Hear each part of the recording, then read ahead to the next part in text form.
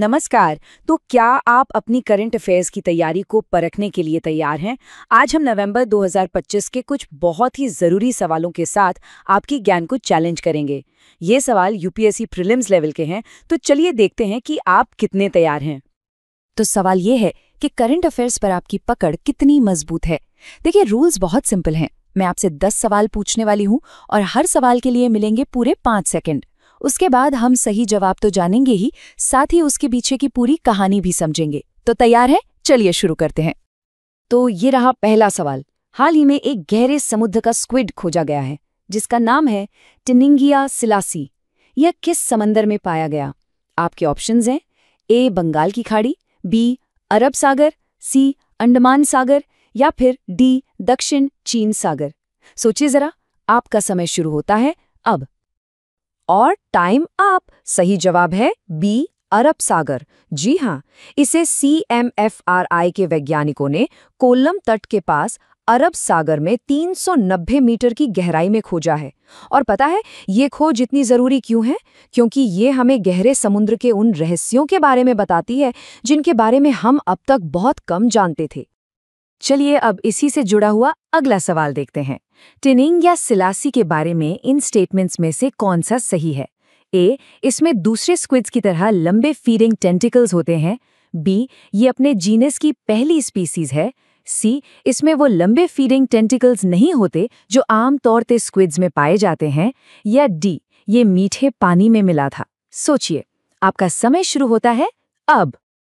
और सही जवाब है ऑप्शन सी। जी हाँ, इसकी सबसे अनोखी बात ही यही है कि इसमें दूसरे स्क्विड्स की तरह लंबे फीडिंग टेंटिकल्स नहीं होते, और यही बात इस इंडियन ऑक्टोपस स्क्विड को बाकियों से बिल्कुल अलग बनाती है। अब सवाल नंबर 3, और ये एनवायरनमेंट से जुड़ा है। फ्लू गैस डीसल्फराइजेशन यानी FGD सिस्टम, इसका इस्तेमाल आखिर किस गैस के एमिशन को कंट्रोल करने के लिए होता है? आपके ऑप्शंस हैं A carbon dioxide, B sulphur dioxide, C nitrogen oxide या फिर डी मीथेन। सही जवाब है बी सल्फर डाइऑक्साइड।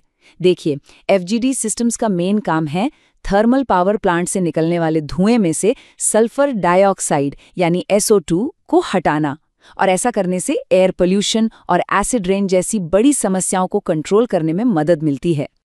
सवाल नंबर 4, सुखना वाइल्ड लाइफ सैंक्चुरी किस मशहूर झील के पास है? ऑप्शंस हैं ए वुलर लेक, बी सुखना लेक, सी लोकटक लेक या डी पुलिकट लेक। जरा ध्यान से सोचिएगा। और सही जवाब है बी सुखना लेक। जी हाँ, ये सैंक्चुरी चंडीगढ़ में सुखना झील के पास ही है, और इस झील को 1958 में मशहूर आर्किटेक्ट ले कॉर्बुजिए ने बनवाया था।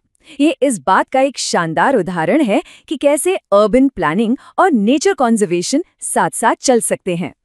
और अब 5वां सवाल, जो गवर्नेंस और लॉ से जुड़ा है। जुवेनाइल जस्टिस बोर्ड का गठन किस एक्ट के तहत किया जाता है?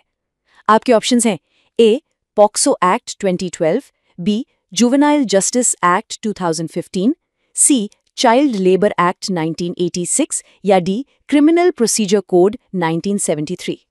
इसका सही जवाब है B juvenile justice care and protection of children act 2015। इसी एक्ट के सेक्शन 4 के तहत हर जिले में एक जुवेनाइल जस्टिस बोर्ड बनाया जाता है, जो कानून के संपर्क में आए बच्चों से जुड़े मामलों को हैंडल करता है। तो लीजिए, हम आधे रास्ते पर आ चुके हैं।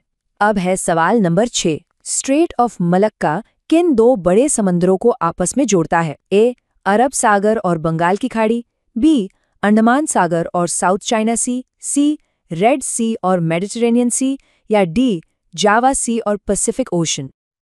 सही जवाब है बी अंडमान सागर और साउथ चाइना सी।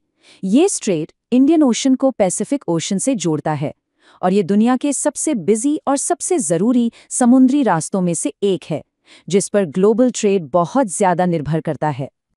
7वां सवाल कल्चर और हेरिटेज से है। संगाई फेस्टिवल भारत के किस राज्य में मनाया जाता है? ए मिजोरम, बी नागालैंड, सी मणिपुर या डी त्रिपुरा। और सही जवाब है सी मणिपुर। जी हाँ, संगाई फेस्टिवल मणिपुर का एनुअल कल्चरल फेस्टिवल है और इसका नाम संगाई डियर के नाम पर रखा गया है, जो कि एक लुप्तप्राय प्रजाति है और मणिपुर का स्टेट एनिमल भी है। सवाल नंबर 8 और हम वापस आ गए हैं इंडियन ज्योग्राफी पर। माही नदी इनमें से कौन-कौन से राज्यों से होकर बहती है? ऑप्शंस आपकी स्क्रीन पर हैं। जरा इस नदी के रूट के बारे में सोचिए। सही जवाब है बी, मध्य प्रदेश, राजस्थान और गुजरात। तो माही नदी मध्य प्रदेश से निकलती है, फिर राजस्थान से होकर बहती है और उसके बाद गुजरात में प्रवेश करके आखिर में अरब सागर में मिल जाती है। 9वां सवाल पब्लिक हेल्थ के बारे में है। लेप्टोस्पाइरोसिस बीमारी इनमें से किस पैथोजन की वजह से होती है? ए वायरस, बी फंगस, सी बैक्टीरिया या डी प्रोटोजोआ? इसका सही जवाब है सी, बैक्टीरिया। जी, लेप्टोस्पाइरोसिस एक बैक्टीरियल इन्फेक्शन है जो लेप्टोस्पाइरा इंटरोगियंस नाम के बैक्टीरिया से होता है। ये इन्फेक्टेड जानवरों के यूरिन के संपर्क में आने से फैलता है और ख़ास तौर पर मॉनसून के दौरान ये एक बड़ी चिंता बन जाता है। और अब हमारा आखिरी सवाल, food safety and standards authority of India यानी FSSAI किस मिनिस्ट्री के तहत काम करती है? A, ministry of consumer affairs, B, ministry of health and family welfare, C, ministry of agriculture या डी, मिनिस्ट्री ऑफ कॉमर्स? ये रहा आखिरी मौका। और सही जवाब है B, ministry of health and family welfare. याद रखिए, FSSAI एक ऑटोनॉमस बॉडी है जिसका काम भारत में फूड सेफ्टी और स्टैंडर्ड्स को रेगुलेट करना है और ये health and family welfare ministry के अंडर आती है। और इसी के साथ हमारा ये नॉलेज चैलेंज यहीं खत्म होता है। तो कैसा रहा आपका स्कोर?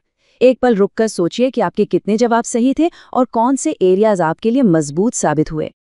इन 10 सवालों ने हमें एक बहुत बड़े नॉलेज स्पेक्ट्रम की सैर करा दी, है ना? हमने बायोडाइवर्सिटी और एनवायरमेंटल रेगुलेशन से लेकर इंडियन ज्योग्राफी, गवर्नेंस और लॉ, कल्चर और हेरिटेज और यहाँ तक कि पब्लिक हेल्थ जैसे टॉपिक्स को भी छुआ। ये साफ दिखाता है कि कामयाबी के लिए एक वेल राउंडेड नॉलेज कितनी ज़रूरी है। तो ये सब हमें एक आखिरी सवाल पर लाकर छोड़ देता है, आज की कौन सी खबर कल का एग्जाम क्वेश्चन बनेगी। इसलिए अपने आसपास की दुनिया पर नजर बनाए रखिए और सीखते रहिए, क्योंकि ज्ञान का अगला चैलेंज कभी भी सामने आ सकता है। हमारे साथ जुड़ने के लिए आपका बहुत बहुत शुक्रिया।